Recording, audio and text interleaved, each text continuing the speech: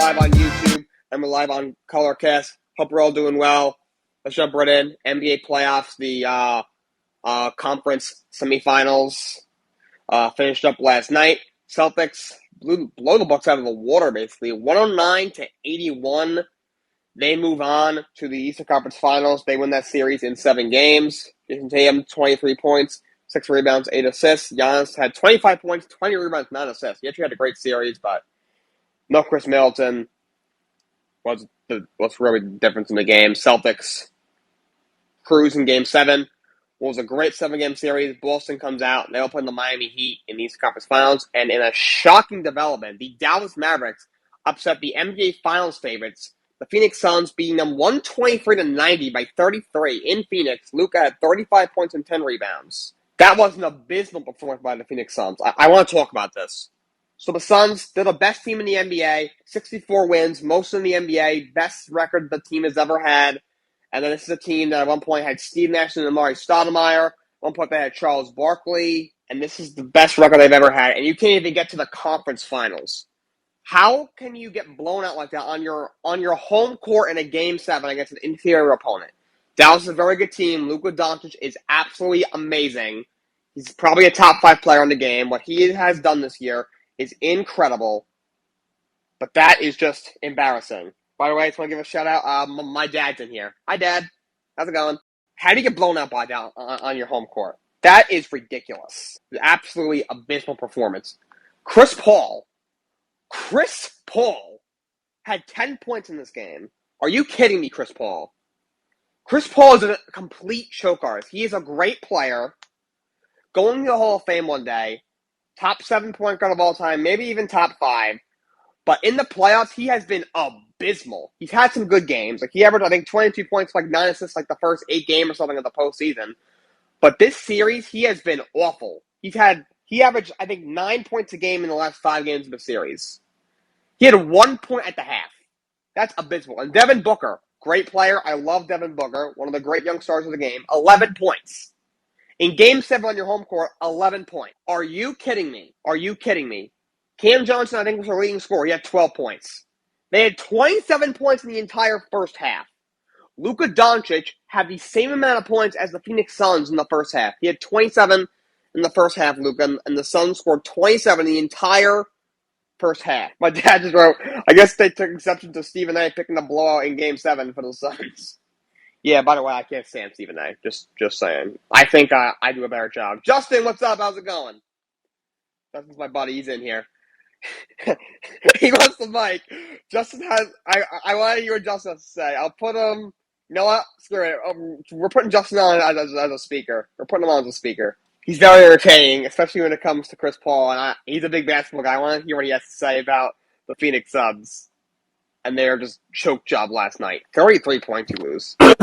Yo, what's up, Jake? What's up, Justin? How you doing?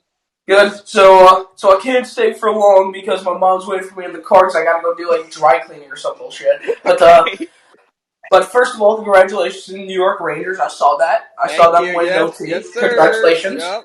Congratulations. The Kings, not so much. Kings fucking suck. Yeah. They lost in 7. Kings suck. They're trash. I knew it. But anyway, so. Goddamn, where do I even start about this? God, dude. Like, I've never seen... I saw a lot of people say this on Twitter, but I don't really agree with Twitter much. However, that probably was the most embarrassing loss I've ever seen. And I watched the Celtics sweep the Nets. Like, that was utterly embarrassing. Like, here's the thing. We're not talking just any kind of, like, bullshit game.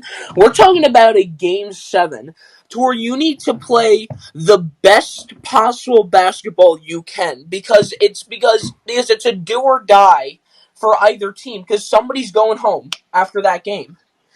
And Chris Paul, for one thing, here's the thing. A lot of people are, Devin Booker did not play well Game 7, but after, like, Game 2 of that series with the Mavericks, Chris Paul played like a 40-year-old paraplegic, bro. Actually trash. On their home court, too. Yeah.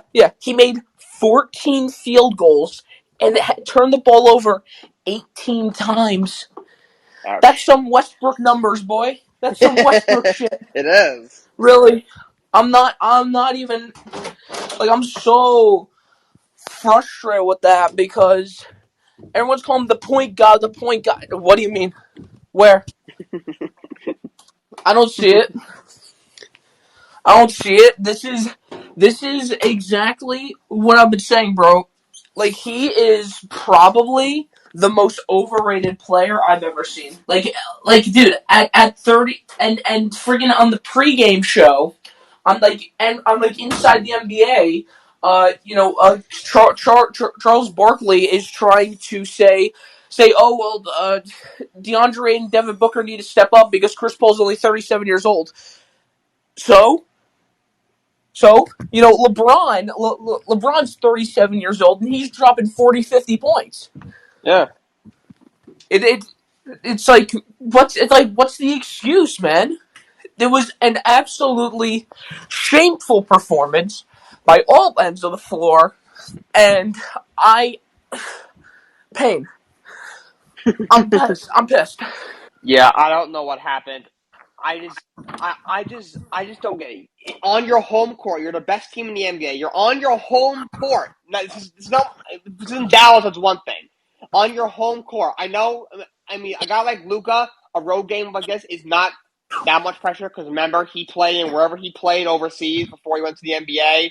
So like he can handle the pressure from the fans. I'm not I'm not saying that. But for the Phoenix Suns, you're on your home court in Game 7, best team in the NBA. You're a much better basketball team than the Dallas Mavericks. You blew them out in the first two games. You blew them out in Game 5. And you just get absolutely just upended in Game 7. That was one of the most embarrassing losses in the history of the postseason for the Yeah, NBA. it really was. And also, Jake, didn't you have them winning the whole thing? I did. Dude, that's should have went for the Miami Heat. Should have chose the Miami Heat. I did think they would go to the finals, at least Eastern Conference Final. I thought they were a lock for the conference finals. I think they had a real good shot to go to the finals. I think they're going. I think the Miami takes it right now. That might be a hot take, but I think Miami wins the finals right now. Yeah, here's the thing. So, Game 7 of the Bucks Celtics game, that was quite good. Grant Williams had an MVP Oh my god, what a caliber game. performance! He was fantastic. 7 threes, the 27 most points, in a 8 Game threes. 7.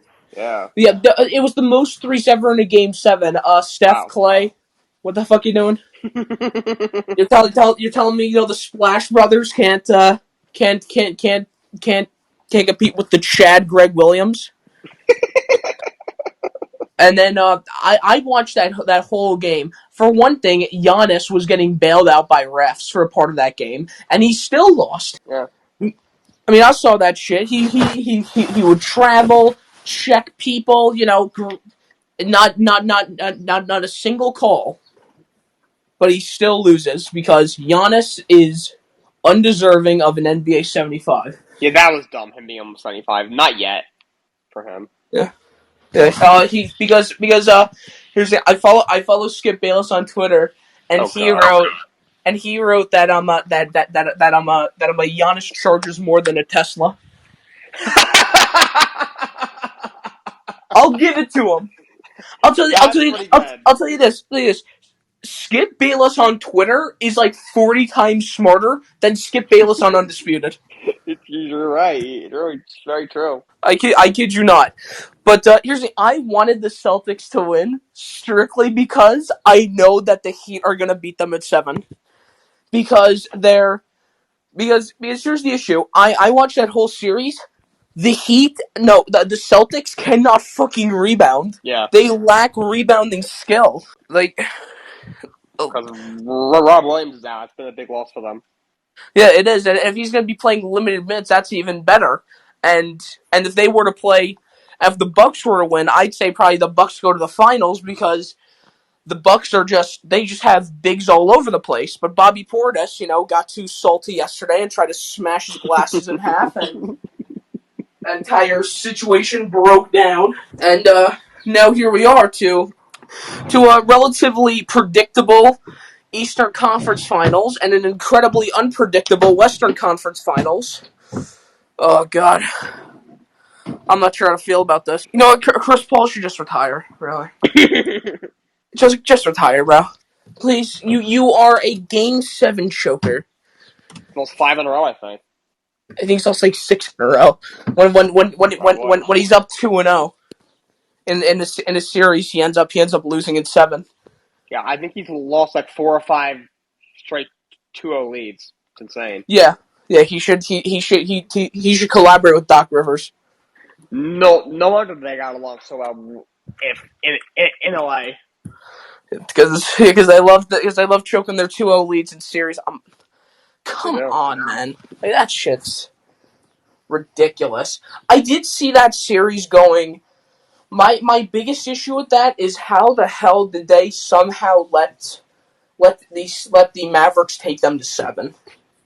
I did not see that going to 7. They have Maxi Kleba as a starting center and their backup being like freaking Boban.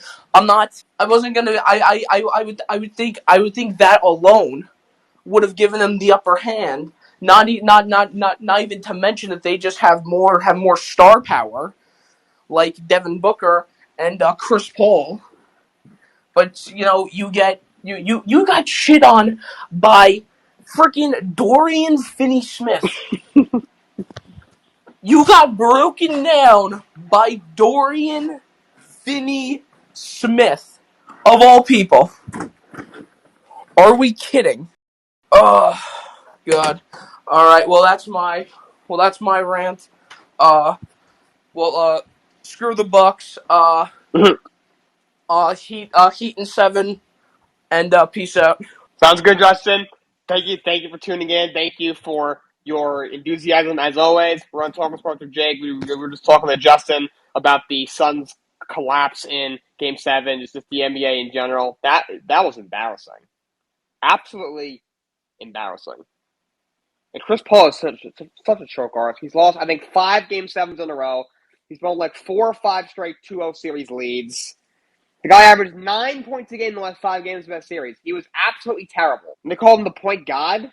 Are you kidding me? That was embarrassing. He should be ashamed of himself. He's saying, yeah, I'll be back next year. We'll be right back here next year. What? Be back in the second round? Congratulations. I mean, if they do run it back, they have a really good team. I don't know how they lost this game. They should have probably won the finals this year. Should have at least gotten to the conference finals. But come on. That is just absolutely pathetic. Pathetic. You have one of the best backcourts in the league in Chris Paul and Devin Booker.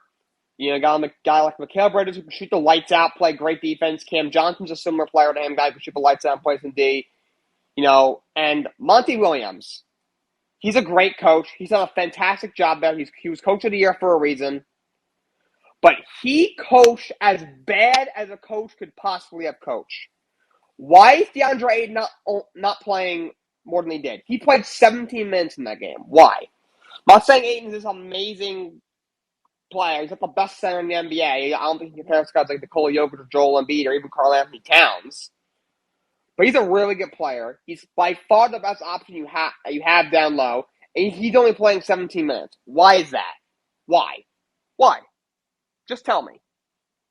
And you got JaVale McGee, who's, he's a high energy guy, a guy who hustles. He goes for always loose ball. He can get you rebounds, which you really need. He can get you some buckets inside. Really good interior defender.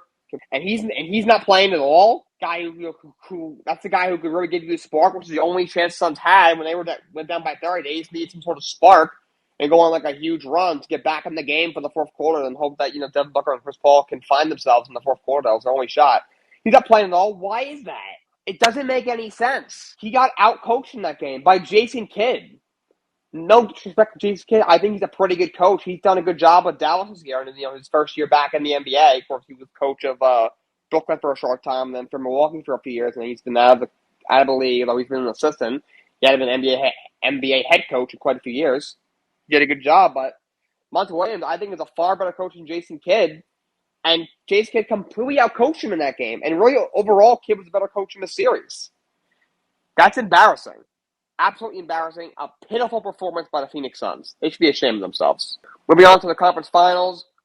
No games today. Tuesday, Eastern Conference Finals at 8:30 on ESPN. Celtics and Heat. That will be happening tomorrow at 8:30. On to the NHL. The first round of the NHL Playoffs finished up last night. The Rangers completed the comeback. They beat the Penguins 4-3 in overtime. Let's go Rangers. They overcame a 3-1 series lead, and they win in 7 games. They win 4-3 in overtime. Mika scored about 5-ish minutes left. A little over 5 minutes left in the third period to tie it. And Artemi Panarin scores in the power play to win it in overtime. Great game from Igor Shesterkin, who I didn't even think played that bad in the series. I thought it was the defense in front of him that was the reason he struggled at times. I thought he played really well. He had 44 saves, one performance by him. Rangers move on. They'll play the Carolina Hurricanes in the second round. And the Calgary Flames beat the Dallas Stars 3-2 in overtime. Johnny Gaudreau with the OT game winner. But shout out to Jake Oettinger, Dallas Stars goalie. 64 saves. He was amazing. 64 saves. That's incredible. 64 saves in one game. I don't know what the Stars defense was doing, and that's a good defensive team, though. And they gave up 67 shots. What the hell they were doing? Oettinger, the goal we gave up to Gaudreau was kind of a bad goal. Probably should have saved it, but he made 64 saves. Like, what else do you want to get to do? But Calgary moves on. No hockey today, but tomorrow the conference semifinals gets underway. We have Tampa Bay and Florida at 7 o'clock on TNT. Tampa won in 7 games over Toronto. Florida won in 6 over Washington. And then at 9:30 tomorrow on TNT, we have St. Louis against Colorado. St. Louis beat Minnesota in 6 games. Colorado swept the Nashville Predators in the first round. So that's the conference semifinals kickoff games. Tomorrow, we have some NBA head coach news. The New York Islanders, who surprisingly fired Barry Trotz after 4 seasons, they promoted their assistant coach Lane Lampert to be their next head coach. Interesting move. I'm not sure how much I agree with it, honestly. This is the thing.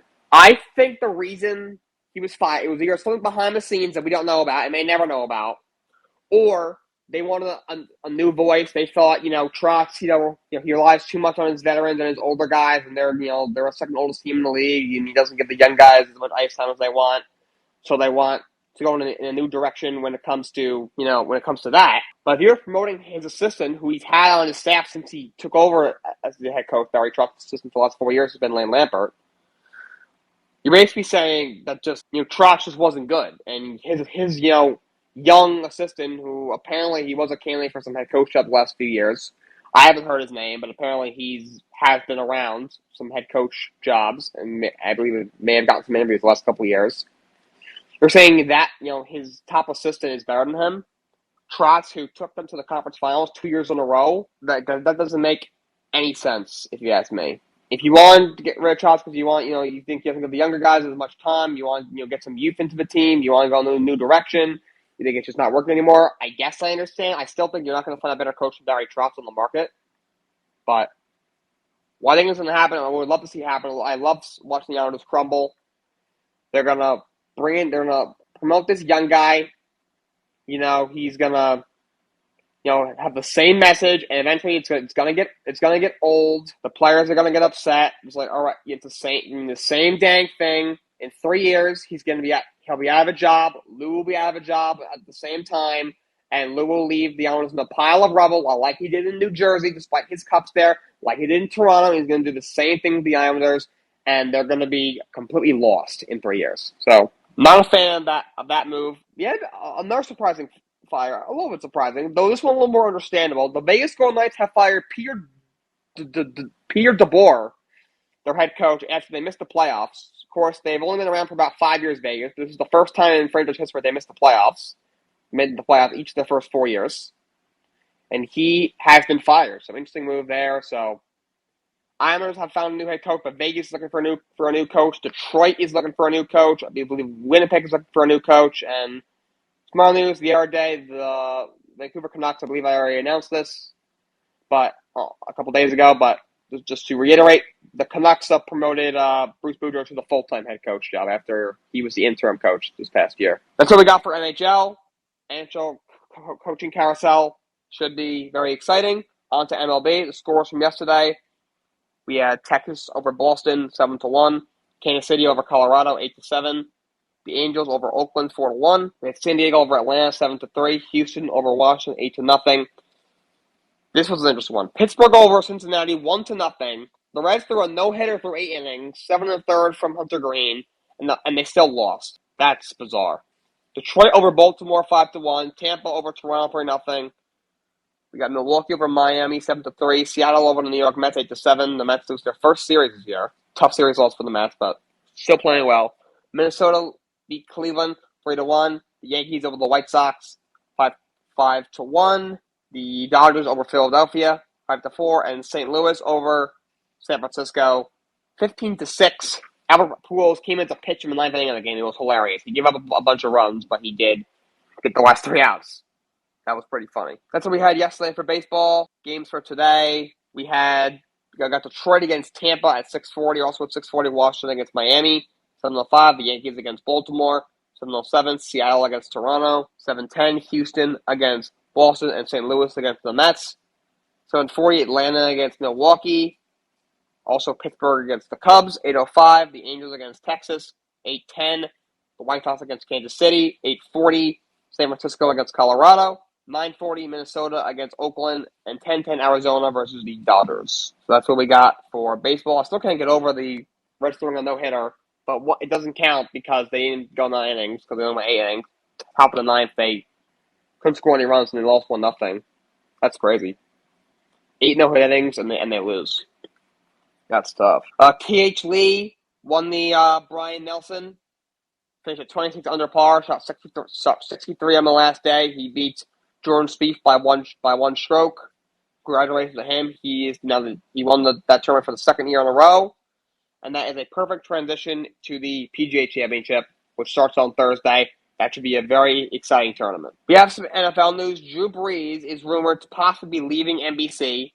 He was an analyst for them last year. He did a little bit of play-by-play.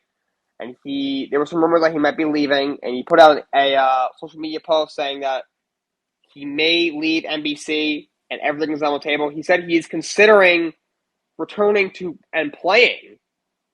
So that is on the table. He said he might, coach his boys. He might spend time with his family. He might stay at NBC. He might go on their network. He's not sure, but everything is on the table right now. But he may be leaving NBC, and he may even return to playing. One of the all-time great quarterbacks. So very, very interesting development. We'll see where that takes us. That's all I got for you guys today. Thank you for everyone who tuned in. Thank you, Justin. Thank you, Pat. Thank you, Hip Fodder, who is my real father in real life. Thank you guys for tuning in. Until tomorrow, so long, and have a great day.